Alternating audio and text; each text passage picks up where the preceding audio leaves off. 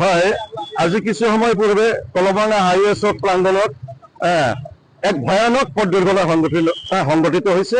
ইয়াতে তিনিখন ই ৰিক্সা, এখন মেজিক আৰু বাইক এখন, লগতে চাৰিখন গাড়ীত খুন্দা মাৰিছে।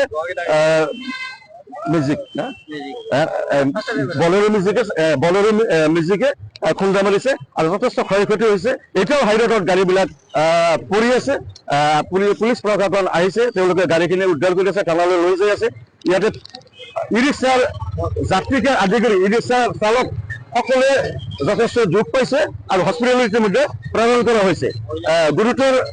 গুৰুতৰভাৱে জখম হৈছে তেওঁলোকক।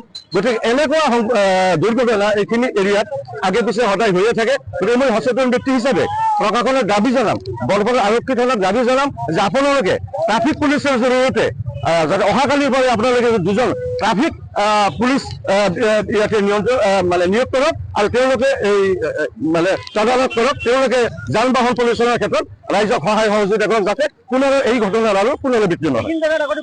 আগৰ পৰা ঘটনা হৈয়ে থাকে, এক্সিডেণ্ট ইয়াতে হৈয়ে থাকে।